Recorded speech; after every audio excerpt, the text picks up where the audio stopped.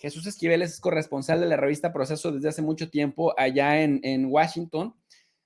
Históricamente, así como se le reconocía a Carmen Aristegui, con quien además colabora, que eran como la vanguardia periodística en un tiempo en donde hacer periodismo era bastante peligroso, en el tiempo del PRIAN. Bueno, la revista Proceso era un emblema en donde se descubrían casos tremendos que sacudían a la opinión pública.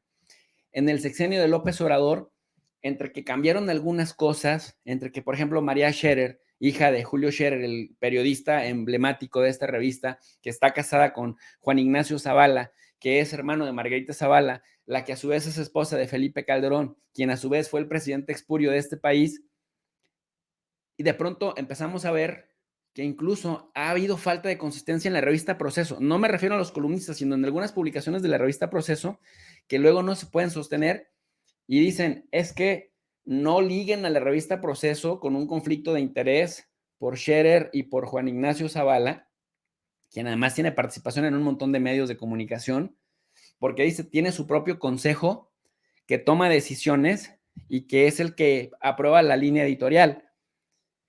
Y el presidente López Obrador en la mañanera, pues ya lo escuchaste hace un momento, decía, bueno, ya la revista Proceso no era lo que era antes. En ese contexto, en la mañanera el presidente López Obrador habló mal de Jesús Esquivel, o sea, lo descalificó públicamente. Yo personalmente, te lo confieso, a mí me gusta el trabajo de Jesús Esquivel, sobre todo en el tema del narcotráfico. Respeto mucho el trabajo que hace. Yo viví un año en Washington, tocayo, cuando hice mi tesis doctoral. Y algo que me gusta mucho de los gringos, de los que soy crítico en muchísimas otras cosas, pero me gusta mucho que son muy metódicos para sistematizar su información, para escanearla, subirla en archivos PDF y entras a las plataformas y entras a las bases de datos para poder documentar algo y siempre tienes acceso a los documentos originales que obviamente que no son secreto de Estado, que son de libre acceso y que son públicos, pero las investigaciones te suelen ser relativamente sencillas porque los gringos sistematizan todo y siempre, a veces aunque pagues por esa información, en los archivos históricos, pues tienes acceso a ello. Y algo que me gusta mucho de Jesús es que en sus publicaciones tiende a documentar bastante bien sus argumentos. Pero el presidente López Obrador tiene pues una molestia con él. Jesús Esquivel dice que esto sucede que porque López Obrador no aguanta la crítica de él. Y Jesús Esquivel, ahora que López Obrador lo criticó, dice que está pensando demandarlo en Estados Unidos. Te quiero compartir parte de lo que le dijo a Julio Astillero, otro periodista al que yo respeto mucho y además tenemos una amistad personal porque fui profesor de su hijo en el TEC de Monterrey hace ya más de una década. Le dijo esto a Jesús Esquivel. Julio, muy buenas tardes. Gracias. Como he dicho, Jesús Esquivel, periodista corresponsal de Proceso en Washington y autor de, entre otros libros, el más reciente, A sus órdenes, mi general. Jesús, ¿qué responder ante la postura del presidente de la República que en conferencia mañanera de prensa reciente, pues enderezó dardos declarativos contra tu trabajo? ¿Qué pensar? ¿Qué responder, Jesús? Pues mira, Julio, creo que es muy complicado para un tecleador como yo el responderle al jefe del Estado de nuestro país, porque desde su púlpito él siempre dice tener la razón en todo, no acepta que es equivocaciones y él es el dueño de la verdad absoluta. Lo grave de todo esto, Julio, es que cualquier declaración del presidente se convierte en algo muy peligroso para un simple tecleador como tu servidor, porque a raíz de lo que dijo el presidente, pues han aumentado las críticas, las amenazas a tu servidor, y eso de alguna forma, no tanto porque me preocupe a mí, sino a mi familia, y eso es lo que me parece grave. ¿Por qué digo cosas que el presidente dijo sin fundamento? Te doy un ejemplo muy claro. Dijo que yo fui el que me inventé, que cuando tuvo la reunión con los padres de los jóvenes de Ayotzinapa en Nueva York, yo fui el autor de algo que le reclamaron. Y lo voy a decir muy simple, yo no estaba en Nueva York y yo no escribí nunca de eso. Y a raíz de esto que declaró el presidente, no tienes idea cómo se me han ido encima, Julio, por el caso de Ayotzinapa, en lo cual yo ni siquiera nada tengo que ver. Ujú. Jesús, el motivo de estos señalamientos del presidente López Obrador han sido respecto al libro que has publicado a sus órdenes, mi general, en Penguin Random House, y que tuve el honor de que me invitaras a presentarlo en la librería El Sótano de Miguel Ángel de Quevedo. Allí yo también expresé mis puntos de vista altamente críticos al proceso de militarización y a la excepción que hizo el Estado mexicano, el gobierno federal del presidente López Obrador, al intervenir en un proceso judicial en Estados Unidos para liberar, para traer, para rescatar al general Salvador Cienfuegos. Lo que leí de tu texto me parece que periodísticamente es absolutamente puntual, certero y demostrado. En el fondo, ¿qué es lo que está irritando, Jesús? Que estás mostrando y demostrando que el retorno del general Cienfuegos se debió a una maniobra o una movilidad política de alto nivel entre los gobiernos de México y Estados Unidos, pero no que fuera inocente el general Cienfuegos. Pues, querido tocayo, como puedes ver, la cosa estaba tensa en ese momento. Jesús Esquivel se sentía muy agraviado por la crítica que le hace el presidente y dice, el presidente ni siquiera me ha leído. A alguien le pasó una ficha mal y no me leyó, pero se lanzó a aventarme críticas, porque no aguanta mis críticas. Hasta ahí digo, bueno, puede que tenga razón. Yo respeto el trabajo de Jesús Esquivel, pero me pareció muy exagerado que ahora que el presidente se la devolvió, porque Jesús a menudo descalifica al presidente. Ahora que el presidente se la devuelve, dice, lo voy a demandar, estoy considerando demandarlo allá en Estados Unidos, pues porque aquí no tengo acceso a nada. A mí me parece que es bastante exagerado en ese sentido, porque el que se ríe se lleva y el que se lleva se aguanta. Pero a ver, tú como periodista que tienes muchísima experiencia y que te has relacionado con un montón de perfiles de periodistas, ¿cuál es tu lectura de esto, tocayo? Bueno, fíjate que apenas terminé de leer el libro de Jesús, yo coincido contigo. Yo creo que Jesús es un periodista muy responsable, es un hombre que tiene una trayectoria detrás, que ha profundizado en temas verdaderamente duros, como es el tema del narcotráfico, y que ha sido uno de los principales cuestionadores muchas veces de personajes que critican por criticar al propio presidente de la República. Es un periodista, Jesús, de la vieja guardia, un periodista duro, pero esos periodistas que, como bien dices, con sustento, llevan a cabo sus investigaciones. Este tema del general Cienfuegos es un tema sensible al interior de la Cuarta Transformación por cómo se fue dando, porque hay que recordar que cuando detienen a Salvador Cienfuegos, al general, de entrada el presidente de la República asegura que van a ir por todos los que están de una u otra manera vinculados con él.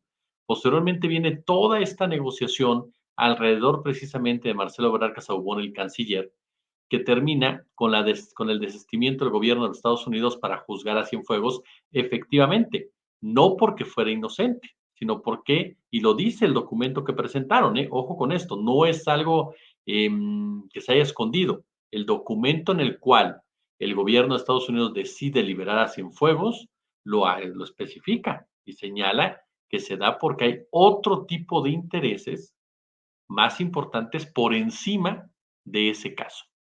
Esas palabras más, palabras menos lo que dice el gobierno de Estados Unidos. Y entonces liberan a Cienfuegos. Pero hay dos temas ahí muy importantes que no podemos dejar de lado, tocayo, alrededor de todo esto. Uno, lo que pasó al interior del ejército mexicano. Siempre se ha dicho que el ejército mexicano no hace política, pero sí hay política en el ejército mexicano. Hay grupos alrededor de Salvador Cienfuegos que hoy por hoy siguen teniendo un control y siguen teniendo un peso en el ejército, en las Fuerzas Armadas, que por supuesto no estaban nada contentos con que hubiera sido detenido. Y dos, lo que hemos platicado tú y yo en otras ocasiones, el Estado Profundo norteamericano. Salvador Cienfuegos es un piso más arriba que Genaro García Luna. Es decir, si Genaro García Luna sabía cómo estaba estructurada la DEA y la CIA, Salvador Cienfuegos sabía el doble de García Luna. Entonces, uno, pensar en un general 5 estrellas mexicano sentado en el banquillo de los acusados en una corte norteamericana tiene un simbolismo muy particular para el ejército de nuestro país. y sobre todo para el grupo de Cienfuegos. Y dos, para los propios intereses de Estados Unidos, el que esté ahí quien encabezó la guerra contra el narco de Peña Nieto, siendo un militar y teniendo relación directa con el ejército norteamericano, que ya está por arriba de la CIA y la DEA en ese sentido, pues caray, ¿qué no tendría que decir Salvador Cienfuegos?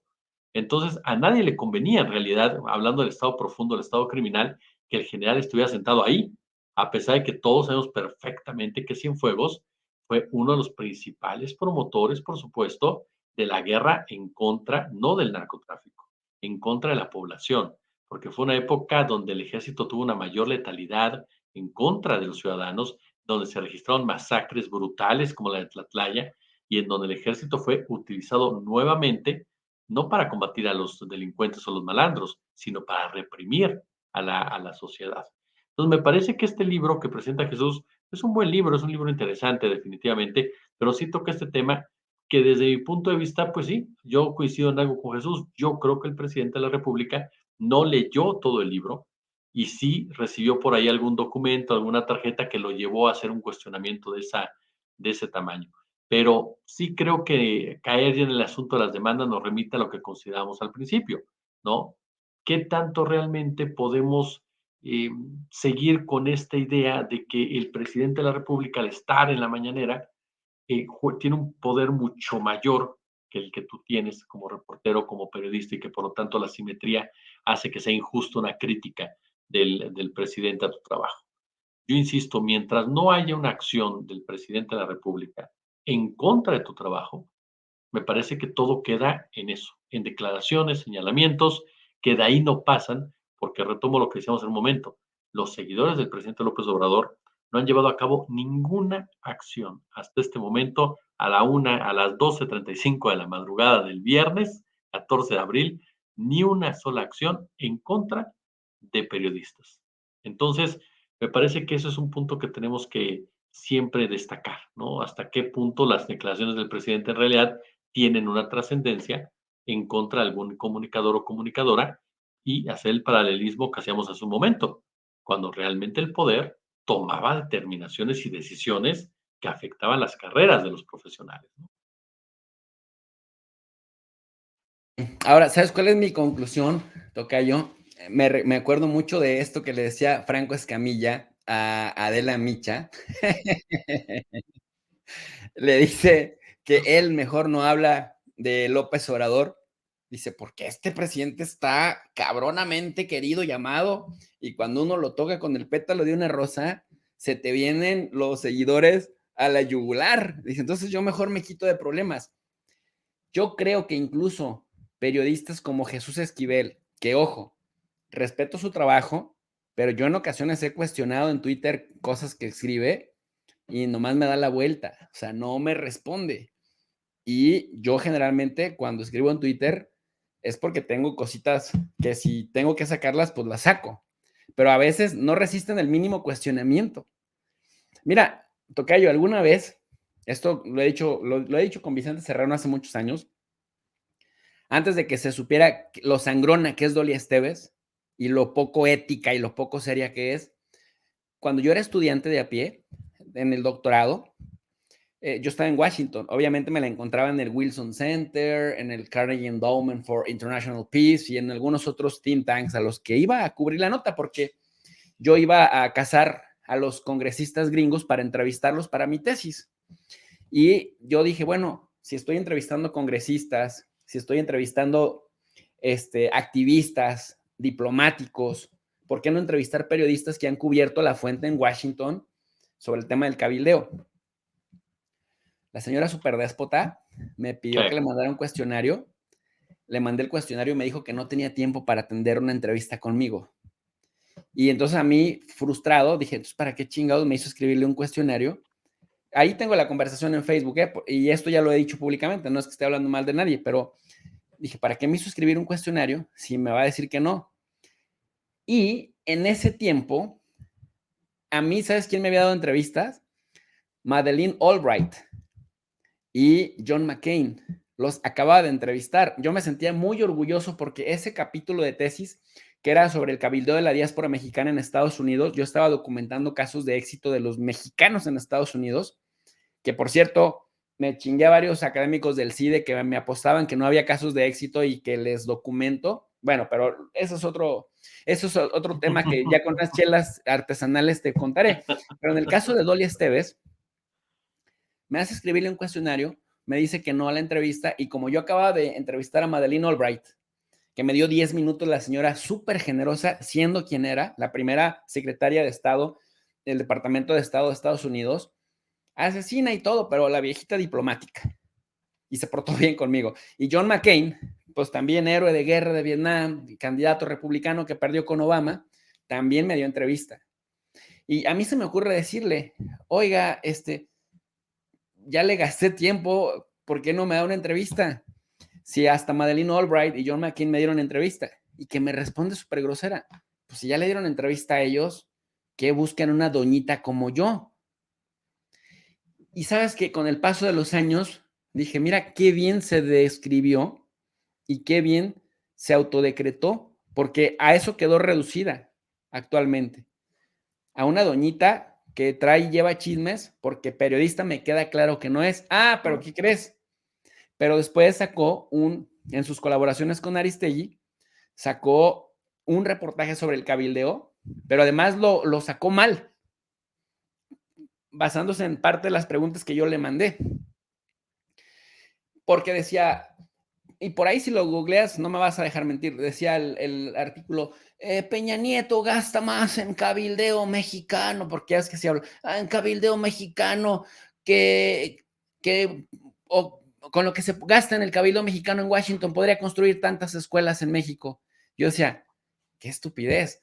México debería de gastar muchísimos más millones de dólares en cabildeo mexicano para que no nos vaya como nos va con los gringos. Pero se portó muy mal esta señora, y ahora que veo cómo se desenvuelve, ahora que se les quitó digamos, que se bajaron del pedestal, porque pues como colaboraba con Aristegui y Aristegui tenía buena reputación, era como, oh, bueno, mira, pues trabaja con Aristegui, que es el contrapoder en los medios. Y la verdad fue bastante decepcionante en el trato personal, cuando yo ya llevaba como 15 congresistas gringos entrevistados, como 10 senadores gringos, que es bien complicado entrevistarlos, y también pues a Madeleine Albright y a John McCain, y luego termina sacando un artículo, una colaboración con Aristegui del cabildeo, y dije, mira nada más la falta de ética de esta gente. Pero bueno, en el caso de Jesús, a Dolly Esteves no la respetaba ya desde ese tiempo, a Jesús Esquivel sí, pero me parece que les duele y tienen celos de que esta legitimidad no la tenía Peña Nieto. Peña Nieto les hubiera hecho críticas a los periodistas y todo el mundo nos reímos del Peña Nieto. Calderón hace una crítica a los periodistas y la risa y la acusación es contra Calderón por la falta de legitimidad.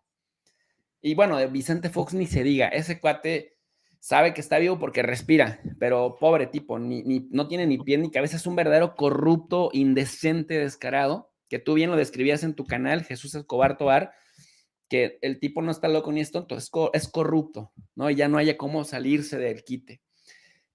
Pero López Obrador se han topado con pared propios y extraños, desde chayoteros como López Dóriga, Sergio Sarmiento o Enrique Krause, o Beatriz Pajés, o Carlos Alasraqui, que además es un tipo súper grosero, hasta gente que decía, bueno, como yo tengo una idea del periodismo, de que el periodismo sirve para estar siempre contragolpeando al poder, y de pronto la gente le cree más al que está en el poder, les cree más al que está en el poder que al que le cuestiona.